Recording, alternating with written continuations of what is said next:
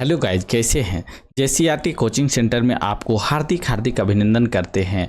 मैं हूं परवीर। चलिए आज हम लोग करने जा रहे हैं कक्षा 7 की। हम लोग इंग्लिश को देखने जा रहे थे, इंग्लिश चैप्टर। तो आज क्या है, द सोलिटरी रिपेयर है। ठीक है, रिपेयर। ठीक है, आज चैप्टर का नाम है 2B का क्या है, द सोलिटरी रिपेयर। ठीक है, तो करने जा रहे हैं। चलिए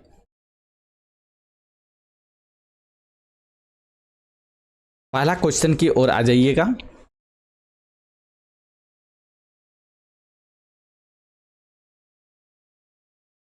अभी तक हमारे चैनल को लाइक शेयर नहीं किए हैं तो जल्दी से लाइक शेयर कर दीजिए और सब्सक्राइब करने नहीं भूलिएगा, क्योंकि सब्सक्राइब नहीं कीजिएगा तो अगले वाला क्लास को आप जल्दी से देख नहीं पाइएगा। ठीक है, इसलिए सब्सक्राइब करने नहीं भूलिएगा। चलिए हम लोग क्वेश्चन को देखते हैं। पहला है, इस क्वेश्चन का जवाब देना है। ठीक है, in the first stanza some words for phrases have been used to show the girls was working alone in the fields.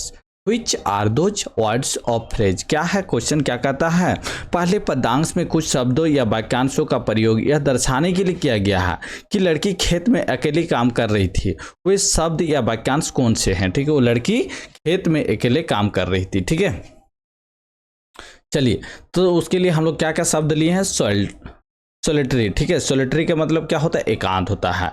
Solitary का मतलब क्या होता है, सिंगल, मेंस एंड एलोन। ठीक है, सिंगल का अर्थ होता है अकेला। ठीक है, सिंगल का अर्थ क्या होता है, अकेला, जिसको बोलते हैं एलोन। ठीक है, तो सोलिटरी मतलब एकांत हो जाएगा, समझे। चलिए आगे देखते। What were the poet's first thought when he saw the solitary reaper? क्या है, रिपेयर। ठीक है, जब कवि ने अकेले फसल काटने वाले को देखा तो उसके मन में सबसे पहले क्या विचार आए, बताइए। जब वो क्या क्या फसल काटने, सोलिटरी रिपेयर जो है फसल को काटने में जब विचार आया, वो सबसे पहले मन में क्या विचार आया उसका। चलिए उसका विचार को समझते हैं। The first thought when he saw the solitary reaper the whole valley is overfilled with the hunting song of the solitary repair। क्या है, जब उसने सोलिटरी रिपेयर को देखा तो उसका पहला विचार यह आया कि पूरी घाटी सोलिटरी रिपेयर की मनमोहक गीत से भर गई थी। मनमोहक गीत से वो पूरी सोलिटरी जो घाटी है वो मनमोहक गीत से भर गई थी। ठीक है, यही है, समझ गए। चलिए आगे बढ़े, तीसरा नंबर क्वेश्चन की ओर पढ़ते हैं। ठीक है,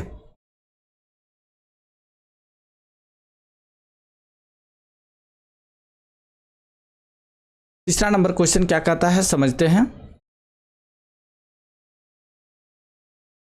What kind of song was the girl singing? क्या है, लड़की किस तरह का गाना गा रही थी। The girls was singing a sad song। लड़की एक दुख भरा गाना गा रही थी। ठीक है, इसका आंसर लिखिए, लड़की एक दुख भरा गाना गा रही थी। ठीक है, हाउ डू, बहुत नंबर क्वेश्चन देखिए, how do you know that the poet was in hunting hunted by your song? क्या है, हमें कैसे पता कि कभी उसके गीत से मंत्र मुगन था, बताइए कैसे हम लोग पता करेंगे। चलिए उसका आंसर देखिए। The poet state that there is no ending of her song as the song was heard even after the poet's reach home. ठीक है, रिच होम, कवि ने कहा कि उसके गीत का कोई अंत नहीं है, क्योंकि घर पहुंचने के बाद भी वह गीत सुनाई देता है, वो घर पहुंचने के बाद भी सुनाई देता है। ठीक है, the poem had many days and he keeps mumbling the song head in the field. ठीक है, कविता कई दिनों तक सुनी जाती है और वह खेत में भी सुना गया गीत गुनगुनाता रहता है। वो जो खेत में, मबलिंग मतलब गुनगुनाना। ठीक है, गुनगुनाना, ठीक है। मतलब वो क्या कर रहा, कवि ने कहा कि उसके गीत का कोई अंत नहीं है, क्योंकि घर पहुंचने के बाद भी वह गीत सुनाई देता है। और कविता कोई दिनों तक सुनी जाती है, कविता को कई दिनों तक सुनते हैं, और वह खेत में जो सुना गया गीत को वो गुनगुनाता रहता है, ठीक है। चलिए आगे बढ़े। अब आ जाइए क्वेश्चन 5 ने 5 क्वेश्चन क्या कहता है, read the following stanza carefully and answer the following.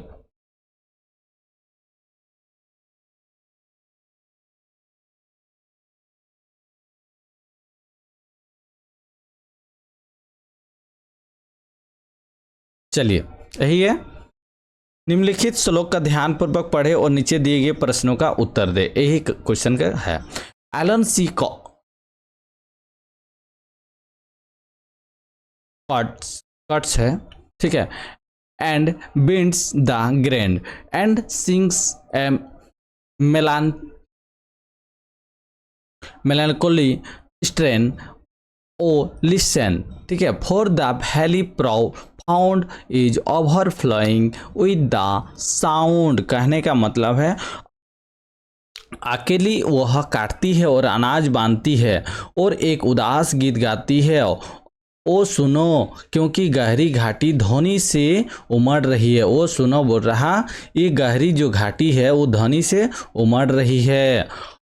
How is सी, क्या कहता है, वह कौन है, तो वह द गर्ल्स है, the girl the solitary highland lass, ठीक है, जो द सोल्ट्री हाईलैंड लास्ट है, ठीक है।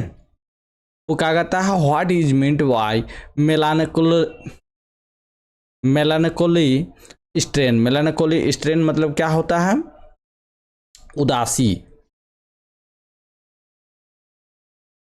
उदासी चाहे तनाव, उदासी तनाव से आप तात्पर्य क्या है, उदासी तनाव से आप तात्पर्य क्या है, यही है क्वेश्चन। तो क्या है, ए सैड सॉन्ग, इसका आंसर हो जाएगा ए सैड सॉन्ग, एक दुखद गीत है, एक दुखद गीत है, ठीक है। What dose valley profound mean, well जो प्रोफाउंड है उसका मीनिंग क्या होता है, एक गहरी घाटी होता है, डीप वैली मतलब एक गहरी घाटी है, उसका लिख लीजिएगा आंसर, ठीक है। चलिए आगे बढ़ते हैं। B number, will no one tell me what she sings, perhaps the planetive numbers flow for old unhappy for of her of things and battles long ago।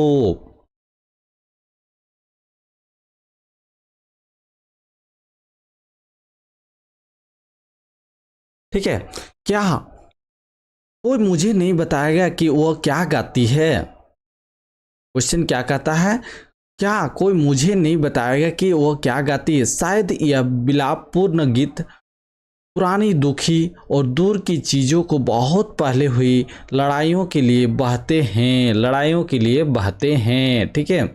चलिए क्वेश्चन देखिए, why dose the poet ask the question in the first line, कवि पहली पंक्ति में प्रश्न क्यों पूछता है, उत्तर लिखिए। The poets did not know about language and the idea made her to sing the song while she was reaping the grain। क्या है, कवि को भाषा का ज्ञान नहीं था, कवि को क्या था, भाषा का कोई लैंग्वेज का ज्ञान नहीं था, और इस विचार ने उसे अनाज काटते समय, जो अनाज काट रहे थे, गीत गाने के लिए प्रेरित किया था। What is meant by plaintive numbers, plaintive numbers क्या है, शिकायत संख्या क्या है, प्लेनेटिव मतलब शिकायत संख्या, ठीक है, शिकायत संख्या क्या था, वह दुखद संगीत था, सैड म्यूजिक जो दुखद संगीत था। नेक्स्ट क्वेश्चन देखिए, C number, what could have been one of the themes of the song, क्या कहता है, गीत एक विषय क्या हो सकता है, गीत का एक विषय क्या हो सकता है।